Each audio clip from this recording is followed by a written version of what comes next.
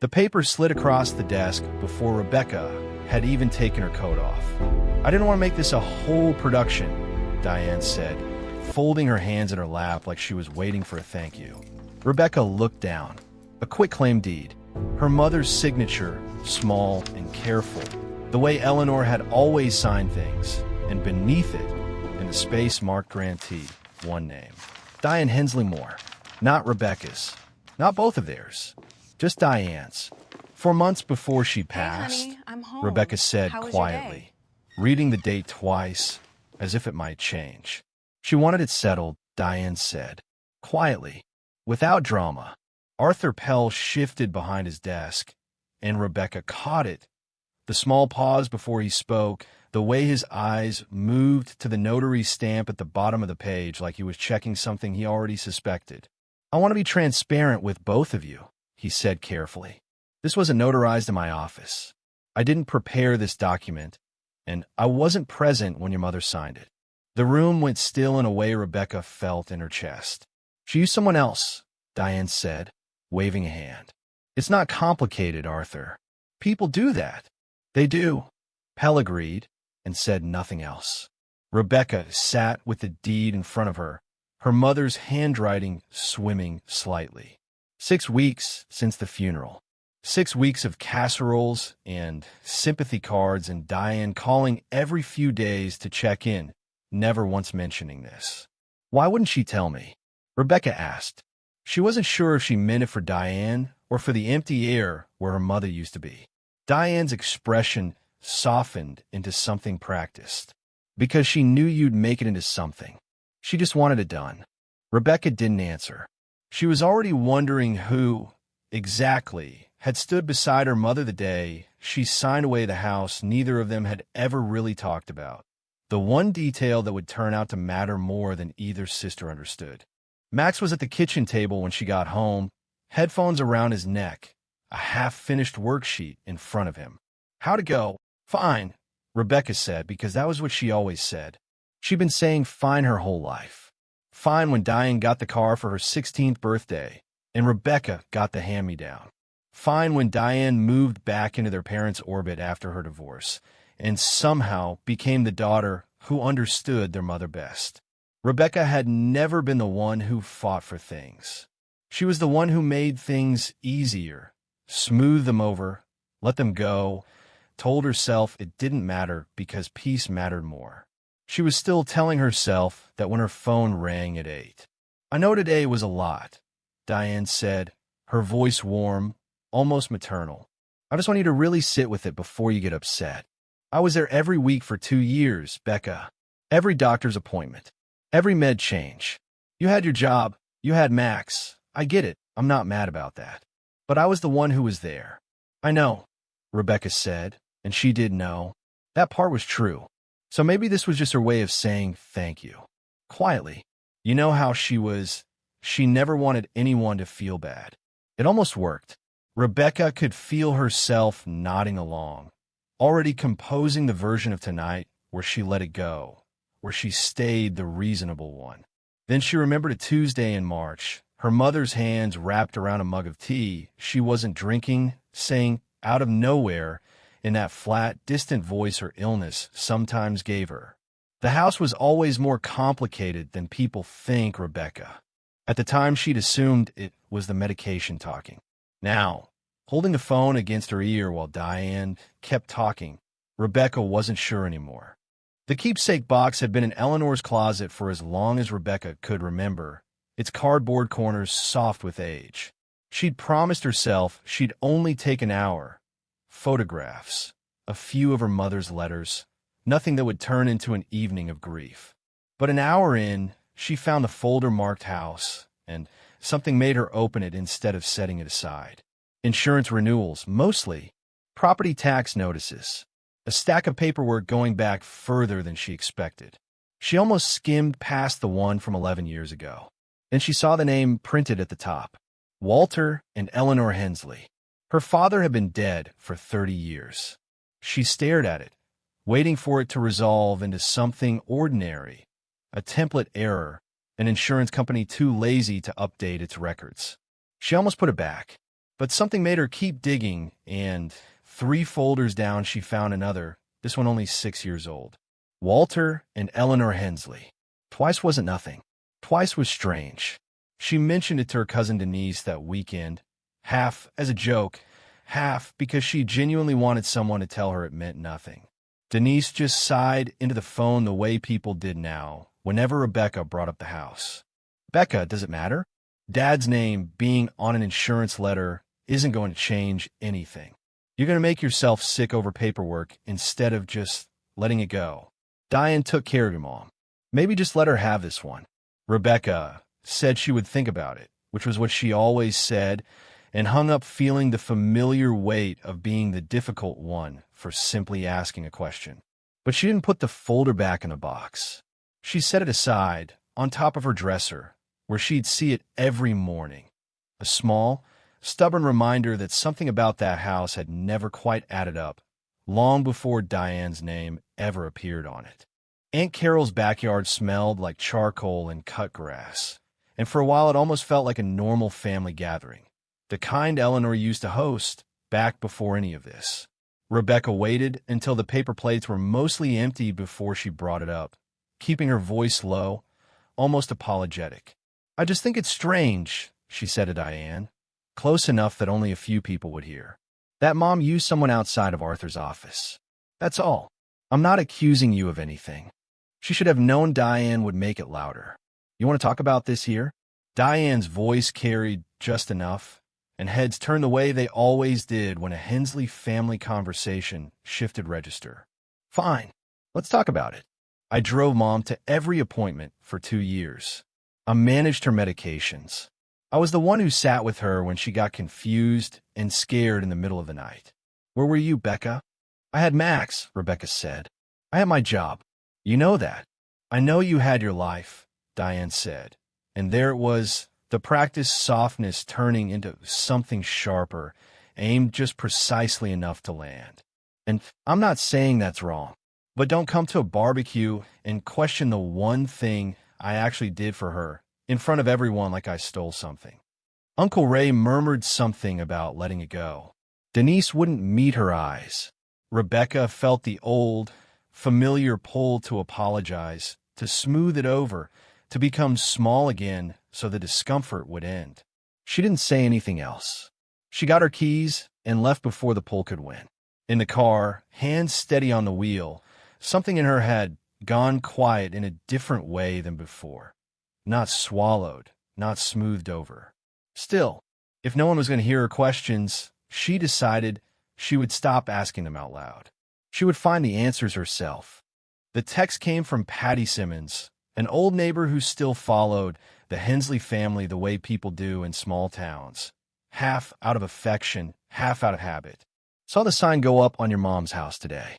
Open house in 5 weeks. Thought you'd want to know." Rebecca read it twice before it settled. 5 weeks. Diane hadn't mentioned a listing agent, a price, a date, nothing.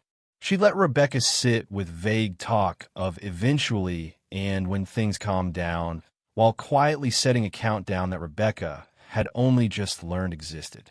She didn't call Diane. She didn't call anyone. She got in the car and drove to the county recorder's office instead, the folder from her mother's closet on the passenger seat like it might have something more to say. The woman behind the counter had a nameplate that read G. Okafor, and the unhurried patience of someone who had spent 20 years watching people arrive upset about property. "I want to see the deed history," Rebecca said. "Not just the recent transfer. Everything. Going back to when the house was first purchased." Grace studied her for a moment. Not unkindly, more like she recognized something in the request. "Most people just want the current owner of record. You want the whole file. I want to understand how the house actually got to where it is now." Grace nodded slowly, the way someone does when a request finally makes sense to them. "Give me a little time. Historical deeds aren't always digitized clean, especially anything before the mid-90s. I'll pull what we've got." "How long?" "A few days if I push it." She glanced at the intake form Rebecca had filled out at the property address, then back up at her. "You family, daughter, Rebecca said. Something in Grace's expression shifted, just slightly, the particular look of someone who had seen enough inheritance disputes to recognize the shape of one starting. "I'll call you when it's ready," she said.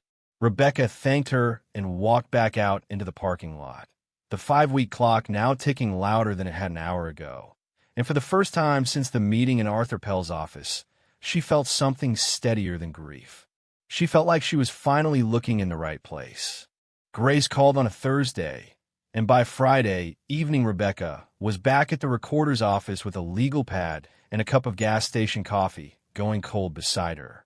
"Here's the original," Grace said, sliding a scanned page across the counter. "1994. Purchase price $118. Both your parents on it." Rebecca looked at the names typed neatly at the top. Walter J. Hensley and Eleanor M. Hensley. Her father's handwriting beside her mother's. Both signatures dated the same June afternoon, 32 years ago, before either daughter existed in any form that mattered to a deed. "It was always both of them," Rebecca said. "On the purchase, yes." Grace tapped the page. "What I want to check is what happened after your father passed. Sometimes there's a follow-up filing, a transfer, an affidavit, something that moves the property fully into the surviving spouse's name. Should be in the probate index if there was an estate opened." They spent the next 2 evenings in the records room, Grace pulling files between other customers, Rebecca cross-referencing dates against a folder of her own, the insurance letters, an old obituary clipping, anything with her father's name on it. There was no follow-up filing. Grace ran the probate index twice, under both spellings of Hensley, under Walter's full legal name, under the county's older filing system before it went digital. Nothing came back. "No probate was ever opened for your father's estate," Grace said finally, frowning at her own screen like she didn't quite trust it. "That's not impossible. Sometimes families skip it if there's not much beyond the house and nobody thinks it's necessary. But for a property this size, 30 years later, with no cleanup filing at all," she shook her head. "It's unusual. I want a real estate attorney to look at what that means for who legally owns what." Rebecca sat with that for a long moment, the cold coffee forgotten, her father's signature still visible on the page between them. If nothing had ever formally settled as half of the house, she thought, then whatever her mother believed she owned, whatever she'd signed away to Diane 4 months before she died, might not have been entirely hers to give. Craig had the loan officer on speakerphone when Diane got home, his voice tight in the way it got whenever money was involved. "And once the Millbrook property closes, that clears the second lien entirely," he was saying. "We're not asking for anything unusual, just a bridge until the sale finalizes." Diane set her purse down and listened from the doorway. The flip on Sycamore had bled them for 8 months longer than it should have, and the number Craig had stopped saying out loud in front of her, 90,000, give or take, sat over the house like weather. The refinancing conversation had started 3 weeks ago, quiet and careful, built entirely on the assumption that the Millbrook house would sell, and sell soon, and the equity would finally make the problem go away. When Craig hung up, he looked at her the way he'd been looking at her for months, like she was the one holding the family together. "They're fine with it," he said, "as long as we can show the listing's active." "It's active," Diane said. "Open house is in a few weeks." Later that night, on the phone with her friend Karen, Diane let herself say the thing she'd been carefully not saying out loud around Rebecca.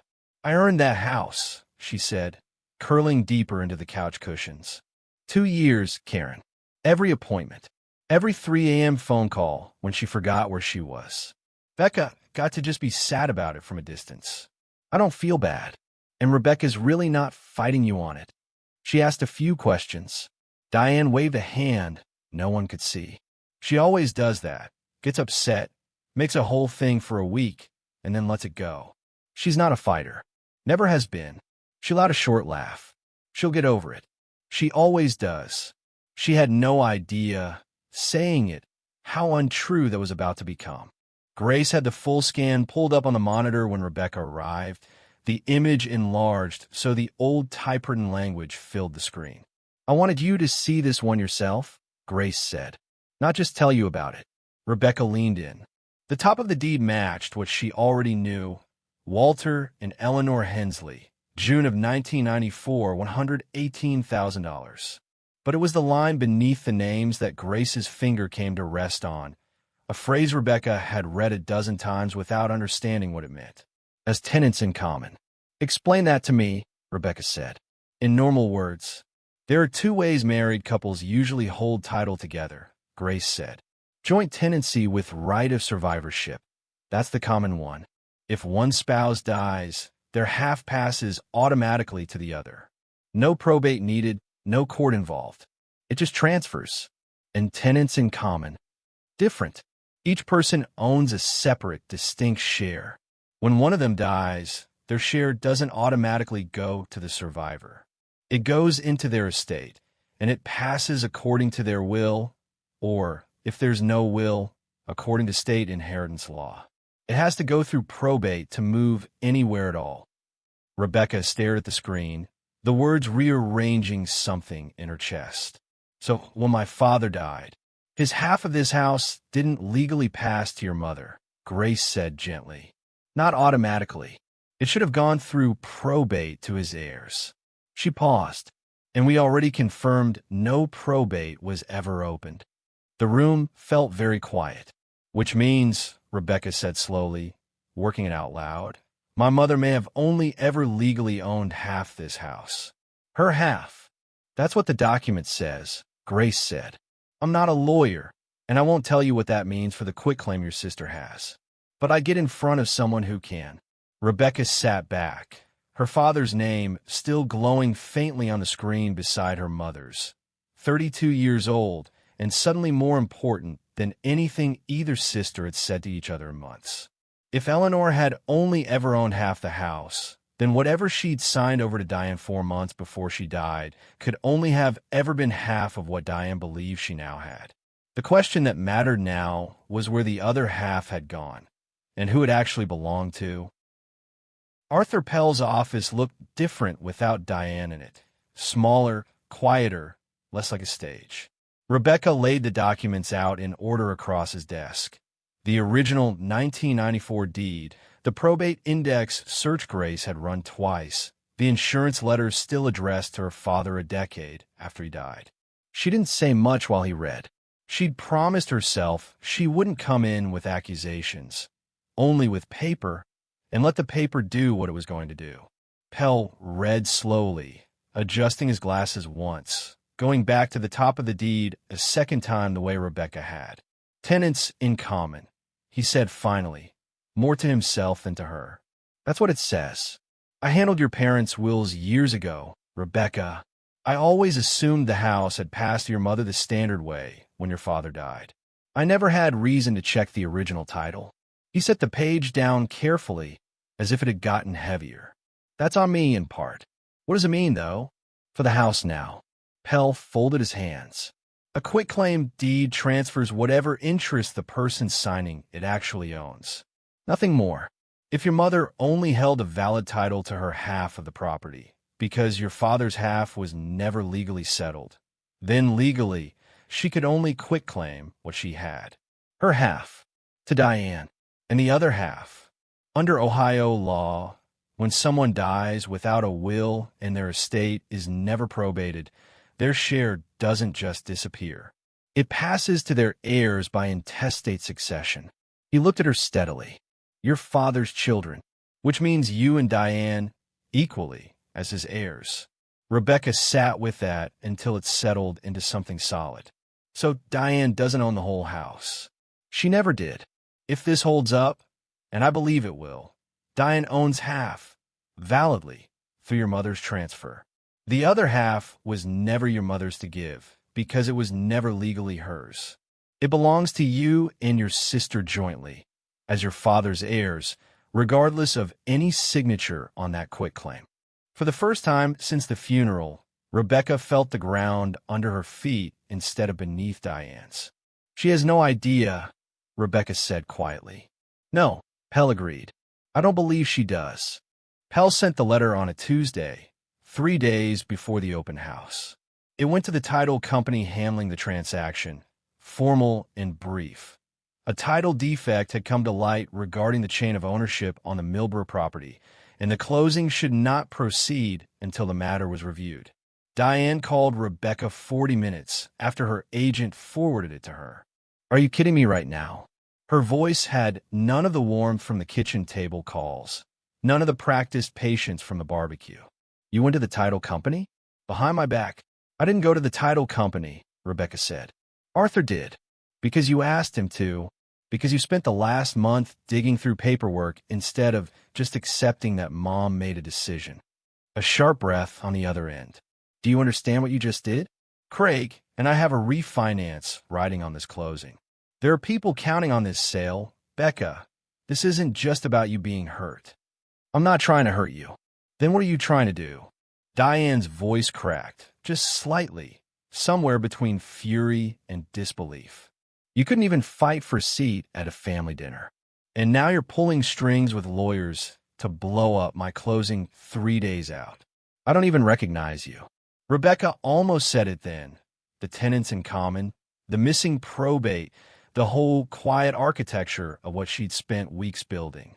She stopped herself, not out of spite, but because she understood, with a clarity that surprised her, that this needed to happen in Pell's office, with the documents in front of both of them, not shouted over a phone line where Diane could turn it into another story about her ungrateful sister.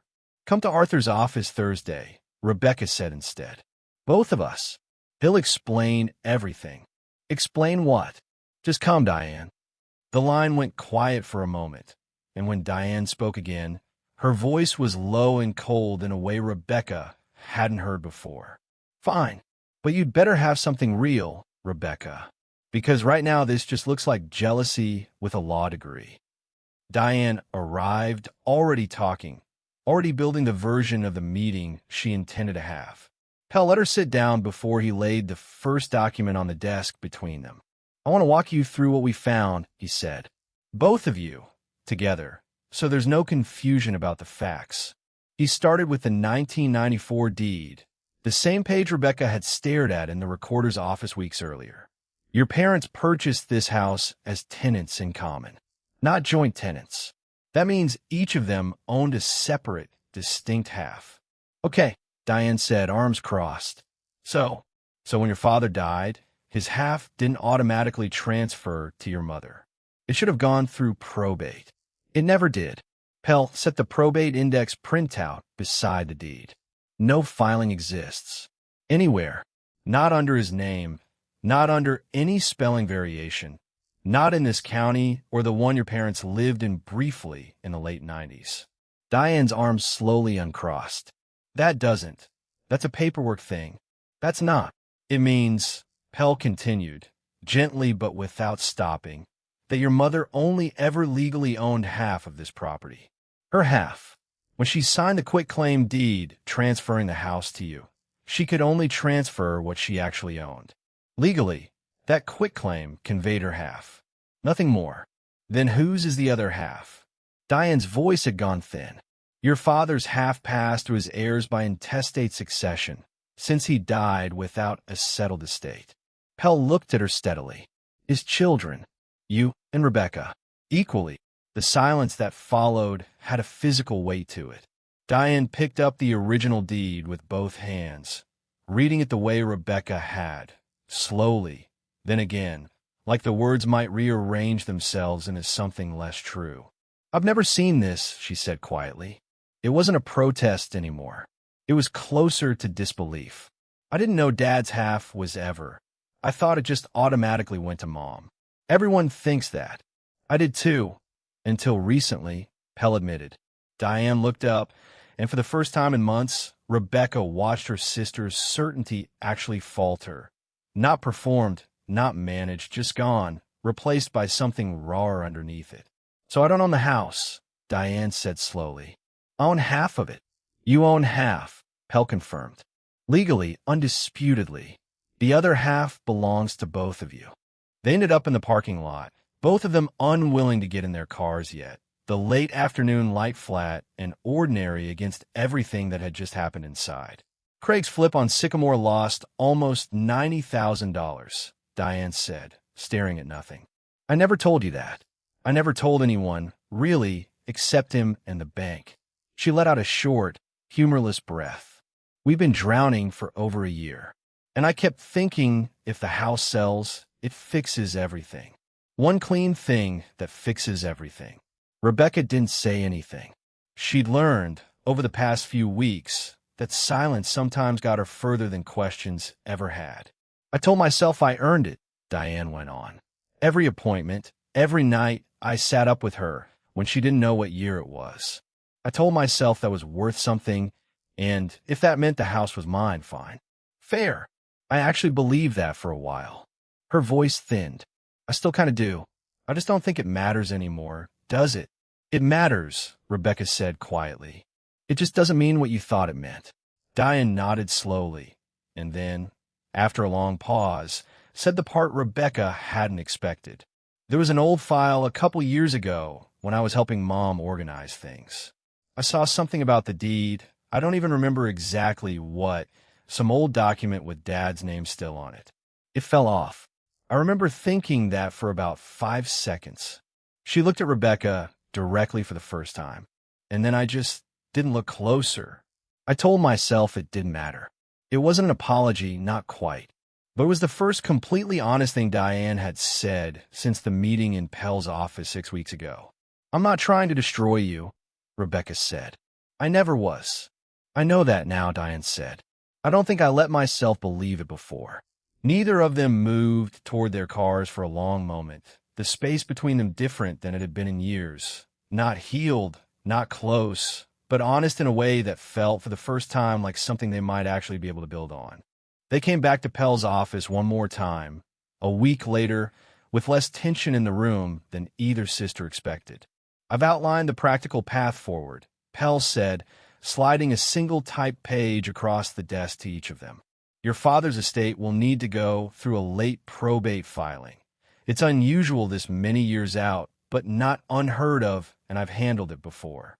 Once that's complete, his half of the house formally passes to the two of you, equally, as his heirs. And Mom's half, Diane said, the half she actually owned, stays exactly where she put it. Her quitclaim to you was valid for what she owned. That's not in dispute, and it never was. Pell looked between them. This isn't about undoing what your mother did. It's about correcting what was never settled to begin with. Diane was quiet for a moment, turning the page over in her hands. So I own 3/4. Mom's whole half, plus half of Dad's. Correct. And I own 1/4, Rebecca said. Half of Dad's half. That's the legal reality, yes. It wasn't an even split, and Rebecca hadn't expected it to be. She hadn't come this far chasing an equal number. She'd come this far chasing the truth, and the truth, it turned out, wasn't perfectly symmetrical either. They talked through the rest of it more calmly than Rebecca thought possible a month earlier. Diane needed the house sold to stabilize things with Craig. Rebecca had no interest in keeping a property neither of them could really afford to hold onto alone. They agreed to sell it jointly, proceeds split according to actual ownership, Pell handling the paperwork, so neither sister had to negotiate the numbers directly. For what it's worth, Diane said near the end, not quite meeting Rebecca's eyes, I'm glad it was you who found it. Not some stranger. Not a lawsuit that dragged us both through court for 2 years. I didn't want that either, Rebecca said. I just wanted it to be true. Diane nodded, and for once didn't have a quick reply ready. It wasn't forgiveness, not yet. But it was the first conversation between them in months that hadn't required either of them to perform something they didn't feel. The house sold in early autumn to a young couple with a toddler who Rebecca watched, from her car, walked the front porch the way she and Diane once had as kids, 30 years before any of this began. Her share went mostly into an account with Max's name on it. The number smaller than the house's full value, but larger, somehow, than anything she'd expected to have a year earlier. She sat with him at the kitchen table one evening, both of them looking at college brochures spread out like a map of a life that was still, mercifully, uncomplicated. This is actually going to help, Max said, looking up at her. Like a lot. It is, she said, admitted in a way that had nothing to do with the number. She kept only one thing from the closing, something she hadn't mentioned to Diane and didn't plan to: the original brass key to the front door, worn smooth on one edge from 30 years of her mother's hand. It sat now in a small dish on Rebecca's dresser, next to nothing important, meaning something only to her. She and Diane weren't close, not in the way people meant when they used that word. But they talked now, every few weeks, plainly, without the old performance either of them used to bring to every conversation. Diane had started paying down the Sycamore debt. She'd asked Rebecca, once, almost shyly, whether she wanted to get coffee sometime, just the two of them, no occasion attached. Rebecca had said yes. Looking back, Rebecca understood something she hadn't been able to name in Arthur Pell's office that first afternoon, staring at a signature that wasn't hers. She hadn't won anything by arguing louder, by matching Diane's certainty with her own, by making a scene at a barbecue or a phone call. She'd won by doing something quieter and, it turned out, far more difficult. She'd simply refused to stop looking until the truth was the only thing left standing in the room. It hadn't given her the whole house. It had given her something she trusted more.